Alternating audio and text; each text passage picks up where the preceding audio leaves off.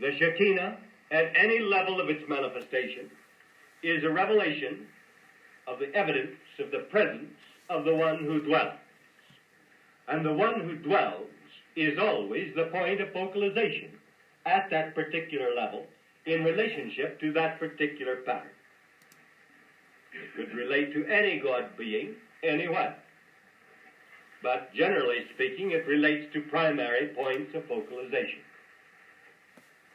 So, we see the Shekinah, we can see, some of you have already seen, the reality of Shekinah, and having seen, you could not say this is not good, but if you spoke of it as if that were all of good, you would be wrong. This pattern of distinction is something that the human mind has not been able to comprehend in its self-activity until you begin to understand the principles, see with the eye of the Spirit, see with the eye of the heart as well as the mind, so that you have a single eye. You cannot understand it.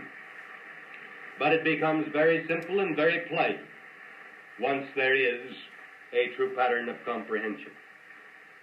You do not expect then to ever see, insofar as, well, the fallen world is concerned, certainly not until after the restoration has been complete. You do not ever expect to see the whole form of the primary focalization of deity in relationship to ourselves, except through the reality of Shekinah. As Shekinah is made manifest increasingly through human beings, the reality of the pattern is established, and the time approaches when he may be seen in the center of the fire. But there must be a great deal of purification take place first, and ultimately, when that is about to manifest in relationship to the world, if you want to know something about the so-called second coming of our Lord, it will not be until after the world has been cleansed of all evil. It will not be until all of those who remain on the face of the earth are a part of this divine pattern. And a great conclave of those then living, men and women who have become divine men and women, will be gathered at the appointed place and the appointed time to receive the King into this part of his kingdom. And under the circumstances which will be developed on the basis of these laws and principles, there will be first the manifestation of the cloud in the pattern of the circle. And within the circle there will be the square and the triangle. But in any case, after the vibrational factors have been properly set up to receive the king, and consider how much human beings do for an earthly king or queen, how much more will we do for our heavenly? Having so established the pattern to receive him properly into this part of his kingdom, so that it may be turned over to him in the proper ceremony, there will first be the manifestation of the cloud. And then there will begin those present, or those seeing, will begin to see the glowing of the light, or the light that glows within the cloud. And the cloud as such will begin to dissipate. Insofar as seeing is concerned, not actually. You simply become attuned to something inside of the cloud, so you cease to see the cloud. You see first the cloud. Then, as you become attuned to that which is inside of the cloud, you can see through the cloud, and the cloud is still there, but you do not see it. And then as you become aware of the light that glows, you see only the light that glows. But finally, you become aware of something inside of the light that glows, and the fire begins to be that which you see, and so you can see through the light that glows to the fire. And at first all you will see is the fire.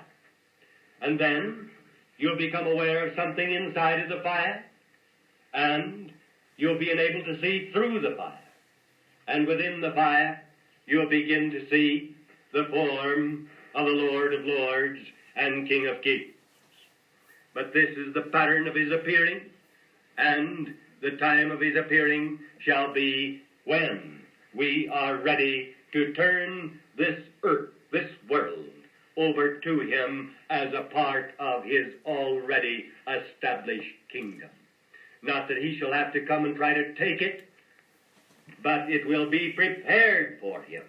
Everything ready, and every human being living on the face of the earth at that time will be a citizen of that kingdom. And it will be a great and glorious ceremony, yes, more than that, to receive our King back into the realm from whence he was banished by the self-activity of man. And that is the pattern of his appearance. But you need not try to understand all of that at the present time, although you see that it does work and will work on the basis of Shekinah. And until you understand Shekinah, you cannot understand his appearing. Let us then begin to realize that the evidence of the presence of the one who dwells can manifest in relationship to any God being, in relationship to your God being. That will manifest in one of two ways. It must manifest in only one of those two ways first, or it cannot manifest in the second way. The pattern of Shekinah must manifest in relationship to your higher point of focalization first. If I, speaking from an outer standpoint, had not responded to the inner factor of being in relationship to myself in such a way that I allowed the establishment of Shekinah between myself and the Lord of Lords at the time of the beginning of my official ministry, I would not have been in position to so function as to allow the Shekinah pattern to manifest between you and me. And if at any moment I were to violate that pattern and cause it to cease to be, it would be utterly impossible for me to establish the Shekinah pattern between you and me. The only reason that I can establish the Shekinah pattern between you as individuals or as a group and myself is because there is a Shekinah pattern established between me and the Lord of Lords. It is not your responsibility to establish a pattern between yourself and the Lord of Lords.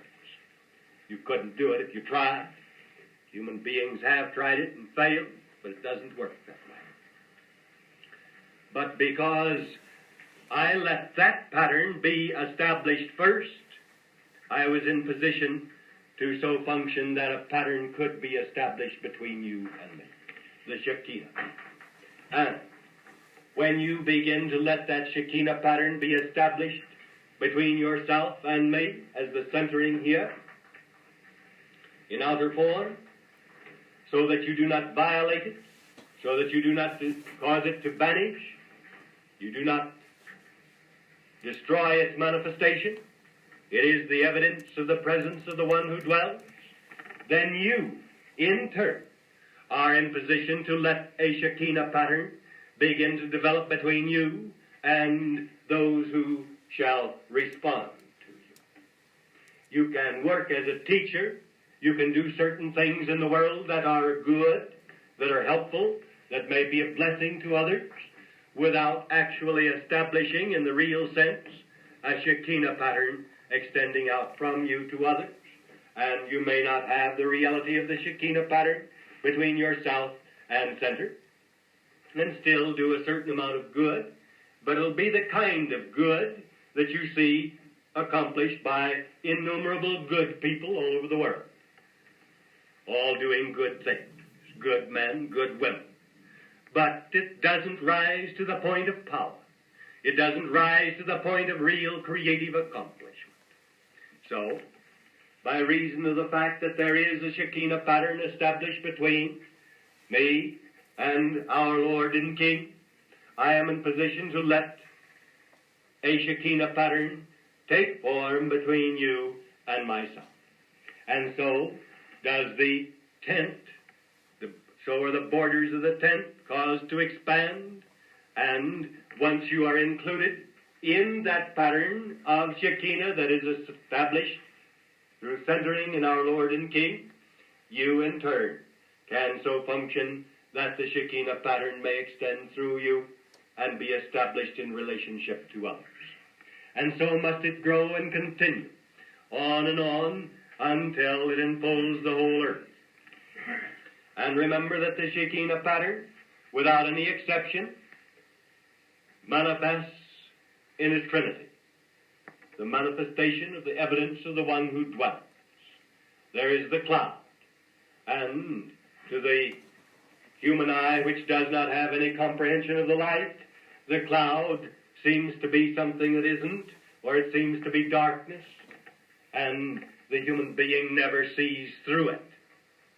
But once you begin to realize something is inside of it, you begin to see what is inside of it, because you can see through it. And your eye is single in such a case. When you have reached the point of letting your eye be single, your whole body is full of light. Why? Because you begin to comprehend, to see, and to receive the light that is within the cloud. And you can see through the cloud, and you behold the light. Then, truly perceiving the light and functioning according to the truth, which is the essence of the light, you can begin to be aware of what is contained within the light that glows. And finally, you begin to see the fire. And seeing the fire, you may think that that is all there is, as so many have. Even you reaching that point of spiritual perception and understanding, one might simply see the fire and assume that that is all. But if you realize there is something inside of the fire, you'll be enabled to see through the fire. And you'll be able to walk in the fire. You'll be able to step forth into the fire and not be burdened. There'll be no fear of the fire. You'll not only be able to see into it, you'll be able to walk into it. You'll be able to live in it. And walking into the fire, you will find one like unto the Son of Man, one like unto the Son of God. And the first time you see into the fire and walk into the fire, it will not be our Lord and King whom you see. It will be one who represents him. And so you begin to realize the working of the pattern of Shekinah. And you begin to see here that at all levels, with respect to all focalizations, this key works. In the beginning was the Word. In the beginning was the Shekinah. And the Shekinah was with God. And the Shekinah was God. The same, that is, the Shekinah was in the beginning with God.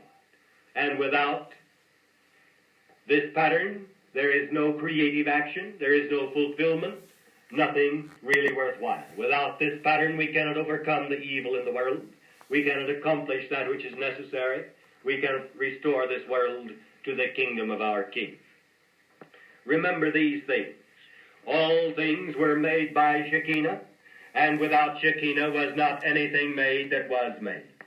In Shekinah was life, and the life of Shekinah was the light of men. And the life of Shekinah was the light of man. And what is the light of Shekinah? The life of Shekinah? The cloud. The essence of the cloud. The life of Shekinah becomes the light of men. All things were made by Shekinah, and without Shekinah was not anything made that was made. In Shekinah was life, L-I-F-E, that which makes you live. And the light of Shekinah was the light of man. And the light shineth in darkness, and the darkness comprehended it not.